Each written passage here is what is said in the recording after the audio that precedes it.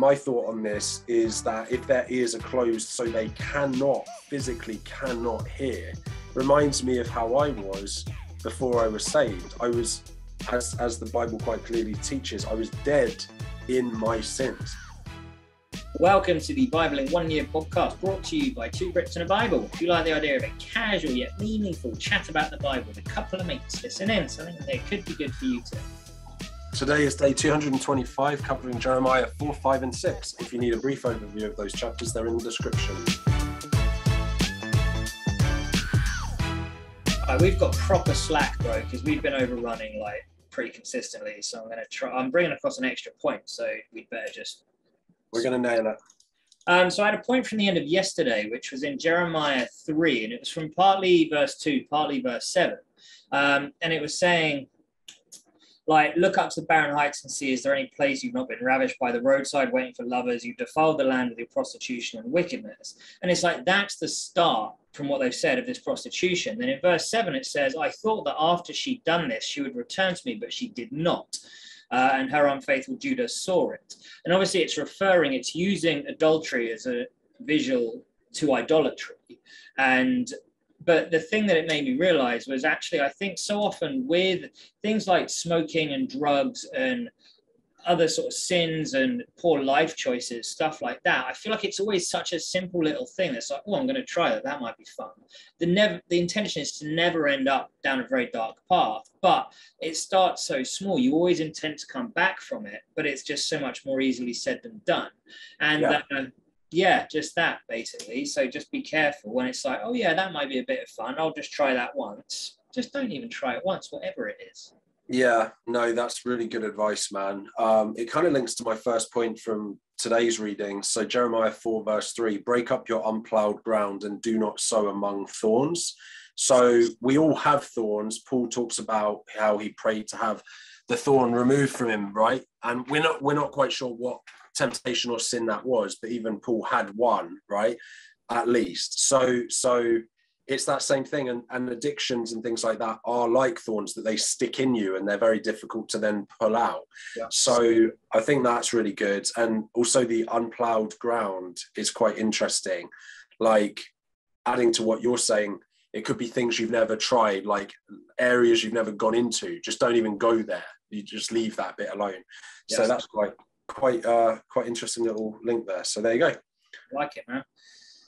I'm going to jump down to 427. There was one little bit I had in 18, which is basically your own conduct and actions have brought this on you. This is your punishment, how bitter it is, how it pierces the heart. And just, we've said this before, like it's our own actions that have brought on the punishment.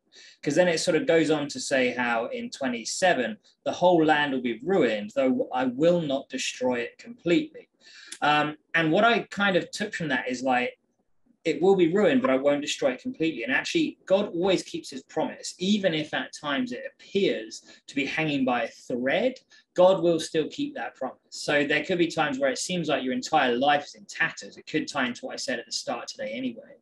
But God will always have a hope, have a thread, have something that can be a way back. That is just the way he is, because he is a good God.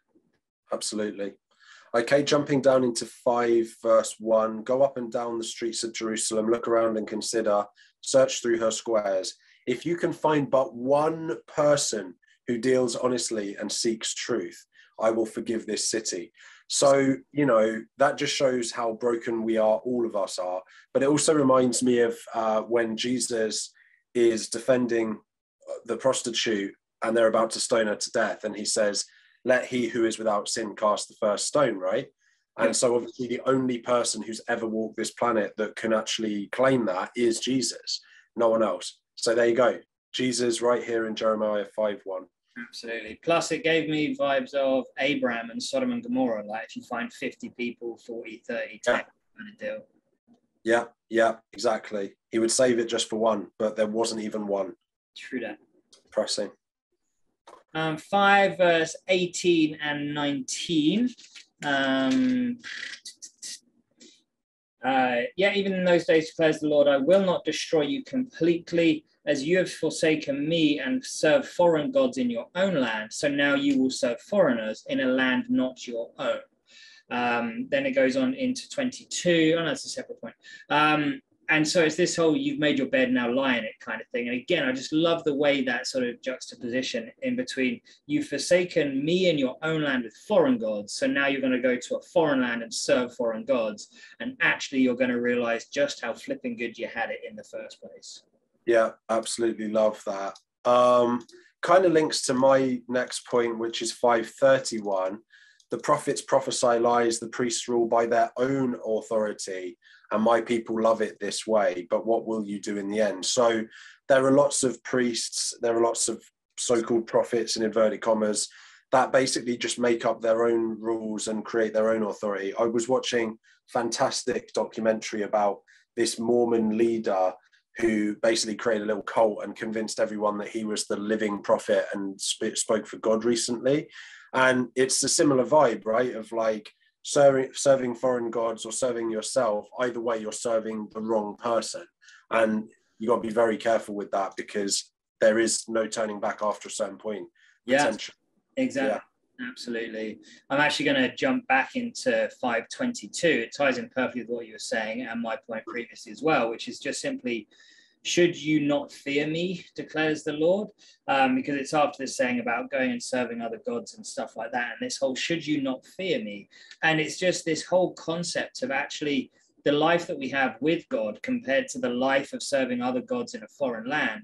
It's that the realization of the fear of a lack of God. It's not being afraid of God. It's being afraid of what life without God looks like. And I know I've said that a few times on this, because it's something that's just such an important concept to get your head around. 100%. An example of it. Yeah, 100%. I'm going to speak a bit more about that tomorrow as well in Jeremiah 10, I think it is, or Jeremiah 9. But anyway, yeah, absolutely agree. So quick one, although actually we'll probably both speak on that. Jezza 6 verse 10, to whom can I speak and give warning?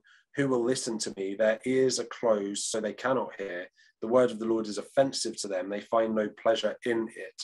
Both of us have said different things. Mm-hmm. So my thought on this is that if their ears are closed, so they physically cannot hear, reminds me of how I was before I was saved. I was, as the Bible quite clearly teaches, I was dead in my sins. There was nothing that I could do to be able to hear and to be able to understand. So Adam reached out to me a couple times in my life with, we watched a video or two. I went to church with him a couple times, but I couldn't hear. I physically couldn't. I was dead in my sins.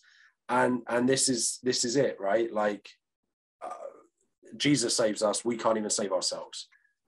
Yeah, very true, man. And very good.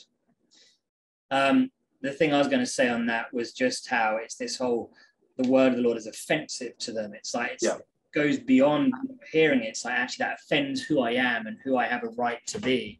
And I think we've just got so caught up in who we are and what we want from this life that it becomes offensive when we hear something that isn't what we want to hear, which just ain't cool. I'm going to make a final little point, which is actually something I'm going to bring across from yesterday, which is a minor point, but it kind of goes into what you were saying exactly there, dude, because in Jeremiah 2:36, it says, "Why do you go about so much changing your ways?" And something which I realized sort of fairly true about you, whether you realized it or not, was you jumped between quite a lot of different trends, different things, different people, different this, that, and the other. And when you became a Christian, I was like, I really hope this sticks. This isn't another like Bevan trend. And just seeing how well you've moved and just grown in this. And it's like, it's because everything you were trying to fill it with wasn't the one thing that you needed, which was God. And so, just fantastic, dude. I completely agree with that. I'm going to make sure we don't run over just really quickly. Last one, Jeremiah 6:20. What do I care about incense from Sheba or sweet calamus from a distant land? Your burnt offerings are not acceptable. Your sacrifices do not please me. God doesn't want us to sacrifice fancy things if our heart posture isn't in it and we don't mean it. It's not a competition. He just wants us to sacrifice in earnest. And as always, obedience is greater than sacrifice. Boom. Sweet. Tomorrow, Jeremiah 7, 8, and 9. Beautiful people, read. In the meantime, please consider joining us on social media at 2 Brits and a Bible and sharing this with everyone you know and even people you don't know. Just go and proclaim it in the streets to help spread the word of God. That'll do, donkey.